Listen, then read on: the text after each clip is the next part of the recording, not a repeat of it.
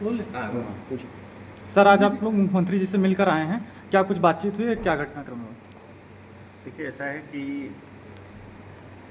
3 तारीख को हम अपने विभाग के कार्य से वहाँ बैठक थी कानपुर में, तो वहाँ मैं गया था बैठक में हिस्सा लेने बतौर उपाध्यक्ष लघु उद्योग निगम उत्तर प्रदेश। तो वहाँ पे हमारे प्रदेश अध्यक्ष पी ज्ञानेश मिश्रा जी के साथ में करीब लगभग 250-300 व्यापारी की कुछ अपनी वेदना थी, कुछ एक मीटिंग भी थी इन लोगों की।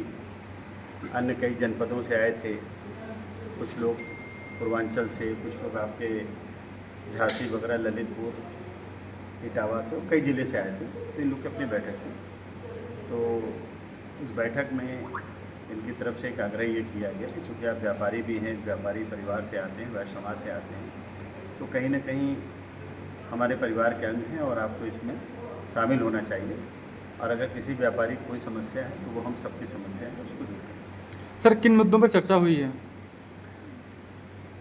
आज उस दिन जब चर्चा हुई तो कुछ लोगों की जीएसटी की समस्या थी, कुछ ऐसे अधिकारी थे जो किसी न किसी तरह से कहीं न कहीं ऐसा फील होता है कि व्यापारी का इस तरीके से ऐसा उत्पीड़न करना जो कि निश्चित तौर पर नहीं होना चाहिए। तो वो सारी चीज़ों को लेकर के एक पत्रक बना करके आदरणीय मुख्यमंत्री जी से हम लोगों ने समय लेकर के आज उनसे मिलने गए थे। और 300 व्यापारी से तो मिलना मुख्यमंत्री जी के लिए संभव नहीं था। ये भी है कि मुख्य रूप से जो मेन पदाधिकारी गण हैं वो लोग चले, तो सारे करीब 6 लोग वहाँ पे मिलने गए, बातचीत हुई। बहुत अच्छे ढंग से माननीय मुख्यमंत्री जी का रूप बड़ा स्पष्ट था कि निश्चित तौर पे किसी भी व्यापारी के साथ कोई भी उत्तर प्रदेश के अंदर में उत्पीड़न न हो, इस पर राज्य सरकार पूरी तरीके से अडिग है। माननीय मुख्यमंत्री जी बहुत स्पष्ट रूप से कहा कि आप खुद बताइए कि एक समय ऐसा था कि आप 5 बजे और 6 बजे और 4 बजे दुकानें बंद करके चले जाते थे, बल्कि थोड़ा मुस्कुरा के उन्होंने ये भी पूछा कि अब तो कोई गुंडा टैक्स नहीं लेता। तो हम लोगों ने बताया कि नहीं लेता वास्तव में।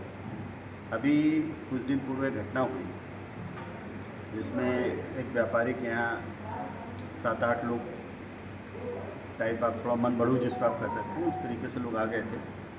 तो व्यापारी थोड़ा डरते हुए फ़ोन किया, ऐसी सी बात है। तो हमने कहा बस एक काम करना, बाकी कुछ नहीं, क्या हम पुलिस में जाएं, ये करें, थाना जाएं, तो कुछ मत करो, केवल उनसे एक बात कहना है तो भैया ध्यान रखना, तुम जो भी आए हो तुम्हारा स्वागत है, लेकिन उत्तर प्रदेश में आदरणीय योगी जी की सरकार है। आप यकीन मानिए कि उनके इतना मात्र बोलने से जिस तरीके से एक एक करके वहाँ से अपराधी पलायन हो गया, और फिर मुश्किल से 5-7 दिन बाद भाई साहब वो सब चले गए। तो हमको कैसे क्या हुआ? क्या नहीं कुछ नहीं हुआ, बस आप जो बताया वही मंत्र हमने बोला, सब चले गए। तो निश्चित तौर पे देखिए, हमारा शासक अगर सही है, आप समझिए कि जिस तरीके से एक एक व्यापारी की छोटी छोटी सी घटनाओं पे माननीय मुख्यमंत्री जी का बयान भी आता है, माननीय मुख्यमंत्री जी इस बात को बड़े संज्ञान में लेते हैं।